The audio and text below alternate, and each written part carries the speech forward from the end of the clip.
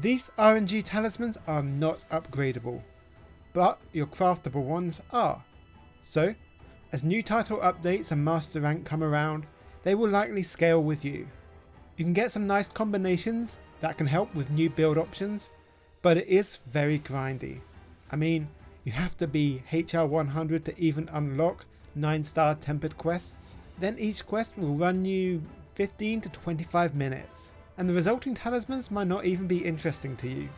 So, if that sounds like a chore and a bore, then it's okay to pass up on these. But if you're keen to learn about various ways that can help your build as a more casual player, please keep watching. Tip 1. These are some long quests.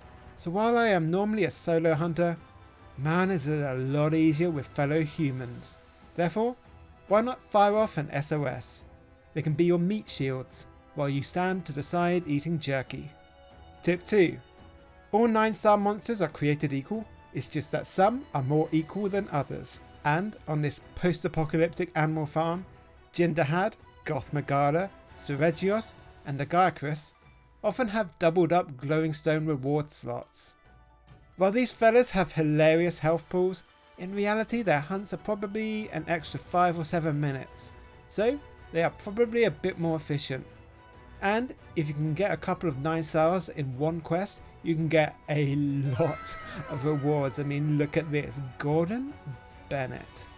Hi, by the way, welcome to the channel, lovely to have you. Please, the pleasure is all yours.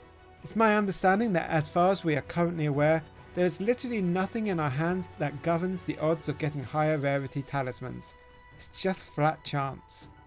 The main difference with the rarity 8 ones is that they have weapon slots, but only ever level 1 slots. Still nice though, hey?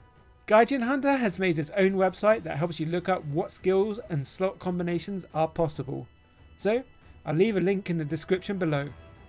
Which leads me on to tip 3. It seems to be the feeling at the moment that the fully upgraded normal talismans are still very good. For example, you can only get a maximum of level 1 of weakness exploit in our new Las Vegas charms. So, if your build hinges on these skills being available in the talismans, be aware that by grinding, you might be barking up the wrong bush. And like I said, they are not upgradable, so their potential is finite. Tip 4. There will undoubtedly be combinations that the meta community deem to be god rolls, but the actual damage differences are probably not insane. You're not going to double your damage, for instance. They'll still be great for speedrunners, and if maybe you want to challenge yourself, but not a big deal if you're a casual. So try and improvise with what you get.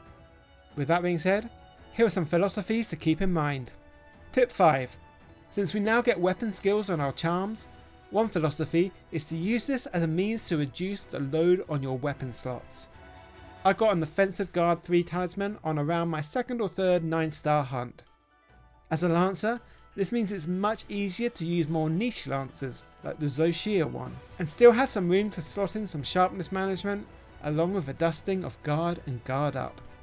Tip 6, it's obvious to say, but getting armor skills on your slots and your shiny new talismans can greatly reduce the skill loading on your drip.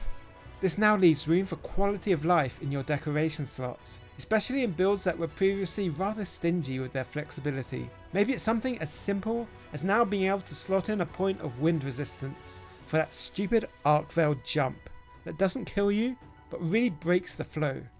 Messes with your steez, your style and ease. Tip 7. If you can adjust your build so that it is self-sufficient in the armor and weapon alone, then you can get some lovely big quality of life bumps in your talismans. Perhaps consider using the new favourites function to mark those that give you certain status resistances, for example. Then, you don't even have to brain how to balance each build for each fight. Just switch your talisman. Another example could be, if you get a talisman with some wide range on it and maybe a slot or 2, now you can use that as your multiplayer talisman, using any slots for level 1 flinch free and shock absorber. Oh, and if you're enjoying this video, then first of all, you're welcome. Secondly, I'd appreciate it so much if you could give it a like and maybe left a lovely comment. That would be massively handy to my channel. And consider subscribing for more. Also, if you want to learn a new weapon, I've got guides for 10 of them, taking you through the moveset at 3 levels of complexity, with handy flowcharts and diagrams to help you visualize the experience. Tip 8 is pretty simple. These talismans might open up your eyes to skills that you'd never thought about before, because you were too arrogant.